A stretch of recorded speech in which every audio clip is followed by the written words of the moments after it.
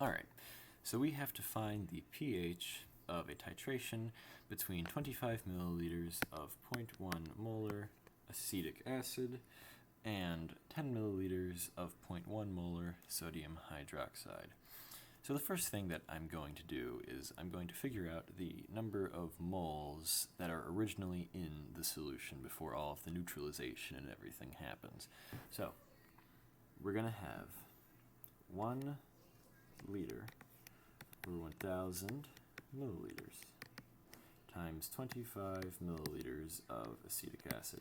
By the way, I'm converting this to liters because the formula for molarity is moles over liters. It's the number of moles of a solution, a chemical in 1 liter of a solution. So now that we have the number of liters of acetic acid, we're going to multiply by 0.1 moles per liter, which is going to give us 2.5 times 10 to the negative 3 moles of acetic acid. And this is the formula for acetic acid. We're going to do the same thing to figure out the number of moles of sodium hydroxide that were added to the solution. And we're going to be left with 1.0 times 10 to the negative 3 moles sodium hydroxide. And here's the formula for sodium hydroxide if you did not know. Now, one thing to keep in mind here. Sodium hydroxide is a strong base, meaning that it ionizes completely in water. Oops, I spelled base wrong. And here we have a weak acid, which means that it does not ionize completely in water. So in order to figure out the hydronium concentration of acetic acid, we're going to have to play with the Ka up here, but we'll get to that in a second.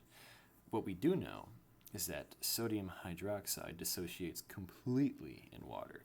So we know that the number of moles of hydroxide ions is equal to the number of moles of sodium hydroxide, since this separates equally into sodium ions and hydroxide ions. So we know that we have 1.0 times 10 to the negative 3 moles of hydroxide ion. Now, this hydroxide ion is going to react with our acetic acid that we have in our solution. Therefore, to figure out the amount of acetic acid that we have left over when the hydroxide ions and the acetic acid neutralize each other, we just have to subtract 2.5 times 10 to the negative 3 moles of acetic acid minus 1.0 times 10 to the negative 3 moles of hydroxide ion, which leaves us with 1.5 times 10 to the negative 3 moles acetic acid. Now, if acetic acid was a strong acid, we could just use this to neatly figure out the number of moles of hydrogen ions in the solution and then calculate the pH from there. However, it is not a strong acid, it's a weak acid, so we're going to have to use this Ka value to figure it out. Now, to remind you, the formula for Ka is Ka equals the amount of hydronium ion times the amount of conjugate base all over the amount of original acetic acid that we have in the solution. But in this formula, we are actually looking for the amount of hydronium ion so that we can calculate the pH of our solution. So we're just going to do a bit of algebraic manipulation and get Ka times Ha over A minus the conjugate base equals the amount of hydronium ion. And all we have to do is plug into our formula. We have everything that we need right here. So first, we just have to get our Ka, which is 1.8 times 10 to the negative 5. So we're going to have 1.8 times 10 to the negative 5. Okay. Now we need the amount of acetic acid that we have left over in our solution after the sodium hydroxide and the acetic acid react. And that is going to be 1.5 times 10 to the negative 3 moles of acetic acid.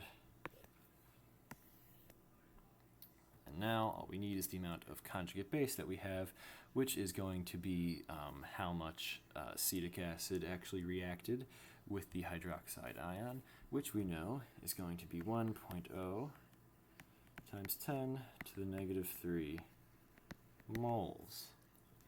And plugging this into our calculator, we get 2.7 times 10 to the negative 5 molar.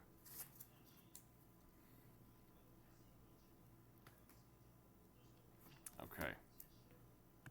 This is the concentration of hydronium ion. Now you may have noticed that I actually didn't use concentrations here.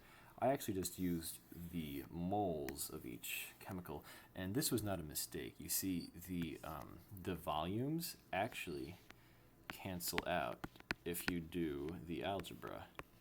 So there is no need to divide by the volume and calculate this back to a concentration, because it's just an extra step. It wouldn't be a mistake. It would just be an extra step that we don't need.